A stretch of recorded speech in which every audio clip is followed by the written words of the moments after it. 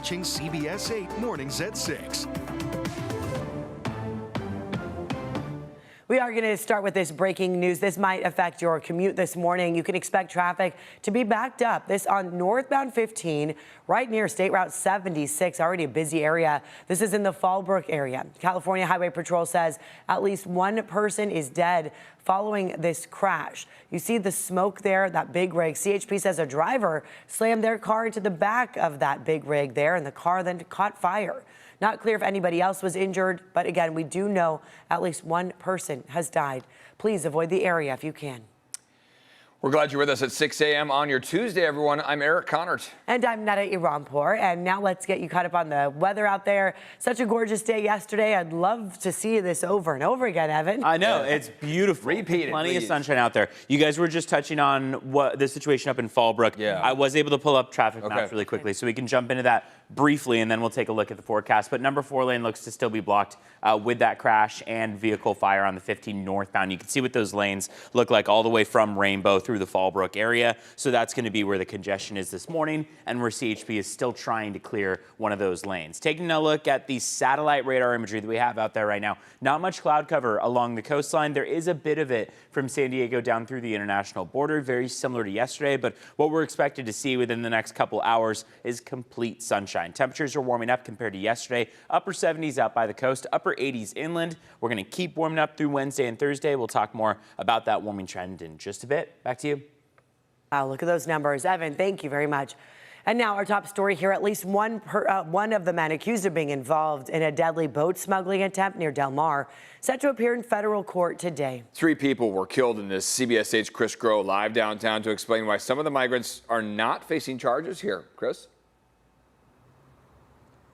Yeah, good morning. So let's start with those who were being transported, who were being smuggled into this country. They are released and they are no longer in custody, but they have been told by federal authorities to remain here in California because they will be acting as witnesses in the many criminal charges and cases that will be coming from this incident. Again, as we've reported, 3 people declared dead, many that are still, some that are still missing, and some that are still that are presumed dead.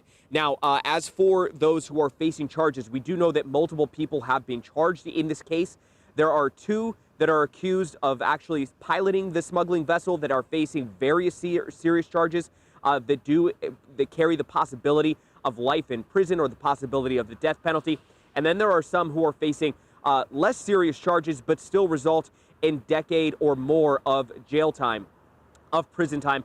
And that one of the individuals who is in court today is one of the 3 that are facing less serious charges. Now, as for those migrants who are being asked to stay here in the U.S., that includes the parents of a 14-year-old boy from India and his 10-year-old sister. That 14-year-old boy died there in that incident immediately. The 10-year-old sister still missing, but technically, again, presumed dead. Their parents will be amongst those who will be asked to testify, to act as witnesses in this case. We did speak with a legal expert here in San Diego, Tommy Vu, a lawyer, about this. Here's what he had to say. Government has that discretion to charge everybody with a crime or nobody with a crime. They've made the decision to charge those that they believe were in charge of steering the boat with a crime, whereas with the others, they have kept as material witnesses. Now, as for that court appearance by one of those individuals, that'll be happening later this afternoon. Eric and Netta. All right, Chris, thank you for the details there. This morning, the first migrants who chose to self-deport are now outside the United States. Yesterday, Homeland Security chartered the flight to Honduras, carrying 64 people. That includes nearly 24 children, some of them born in the U.S., who left with their families to avoid being separated. After the stop in Honduras, the flight continued on to Colombia. Homeland Security currently offering free flights and a $1,000 stipend to undocumented immigrants who use the now CBP Home app to leave the U.S. The Supreme Court is now allowing the Trump administration to move towards ending temporary deportation protections for potentially hundreds of thousands of Venezuelans. Justices considered the issue of humanitarian relief, called temporary protected status for Venezuelan migrants. 7 Venezuelan nationals who have that status and a group that represents others challenged the move. They argue the decision was motivated by racial and political hostility. Justice Ketanji Brown Jackson was the only Supreme Court justice to note her dissent. The protections are scheduled to end next week. This morning now, here at home, we're hearing from the woman who found a mountain biker who died in a crash at Mission Trails Park. We're told the biker was wearing a helmet but had traumatic injuries to his face. 2 other mountain bikers found the body. They called 911 about 6:30 last night. We did speak to one of them, who says the trail there can be difficult to navigate. It's a little bit tricky. It's a rock garden, so there's some technical, going into that section. I think he went too fast and he crashed, and he probably hit a rock face down. Oh, that's terrible. San Diego Fire Rescue telling us the victim is about 50 years old and that this does appear to have been an accident. If you live in Chula Vista, you're invited to weigh in on the city's proposed $617 million budget today. A public hearing will be held during tonight's city council meeting. The proposed budget includes funding to hire more public safety personnel for the new Bayfront Fire Station, expand staffing at Harborside Park, and address ongoing and deferred maintenance needs. The hearing will be at the Chula Vista City Hall at 5 p.m. This morning, the proposed budget for the city of San Diego is now in the hands of City Council. Mayor Todd Gloria presented his final proposal yesterday. He started by saying the budget shortfall may actually be closer to $350 million instead of $258 million, $90 million more. Proposed cuts include slashing the hours of operation for parks and rec centers and closing libraries on Sundays and Mondays. Hundreds of people showed up to let city council members know which city services they want saved. It's crazy that we have to advocate to keep our parks and rec centers, which is the bare minimum. Like seriously, it's the bare minimum. Like, this is crazy.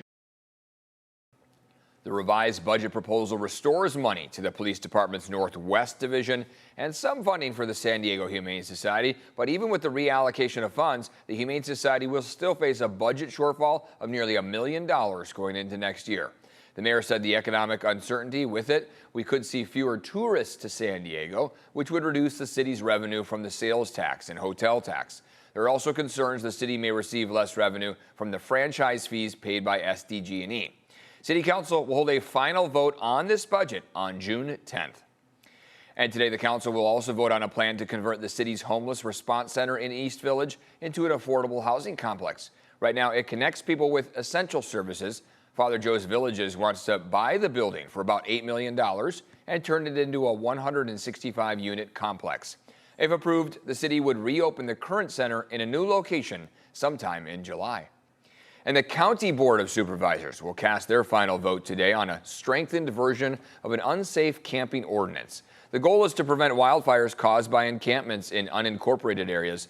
Modifications include banning the use of open fires or discarding lit cigarettes, prioritizing moving people out of high fire risk areas, and adopting a notification period for those who might be impacted. Law enforcement could only cite someone if the violation poses an imminent risk.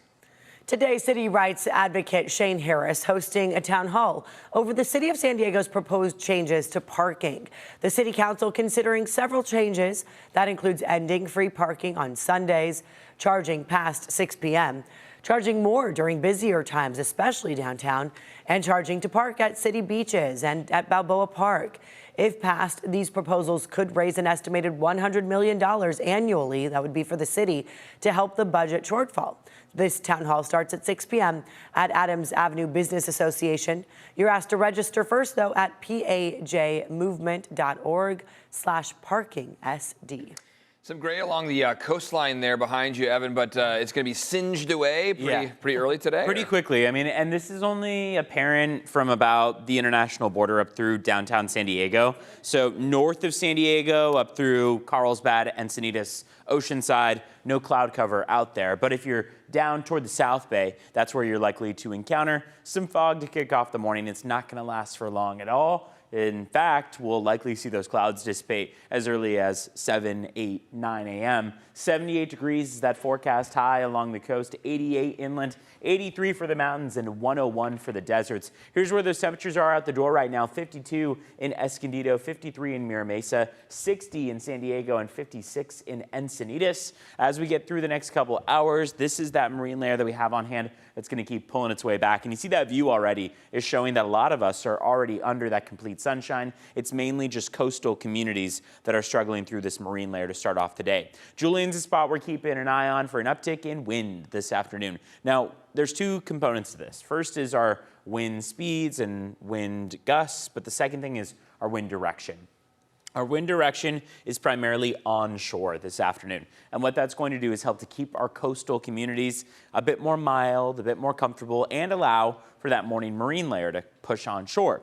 But what we also see is that across our mountains, as you get all the way out to Julian, our wind speeds and wind gusts are going to be climbing. 10 to 15 miles per hour on your sustained speeds, 20 to 30 miles per hour on your gusts. Still below the criteria needed for a wind advisory or high wind warning. So we're free of all of those. Inland 5-day forecast today through Thursday. Those are your warm temperatures, and then we slide as the weekend approaches. Let's take a look at traffic. We were talking earlier about the crash that we had seen that was up in the Fallbrook area. There's also a handful of others that have popped up on the screen this morning. There also is some fog as we start off the morning, so that's going to be something to watch for in terms of that road weather index. In terms of the details on all these crashes, cbs8.com/traffic will have the latest. Let's check in on your border wait times. It's a 150-minute wait at the San Ysidro Port of Entry. It's going to take you well over 2 hours, about 2.5 hours to get across at San Ysidro. Otay Mesa Port of Entry should get across about 40 minutes faster, within about 110 minutes in total.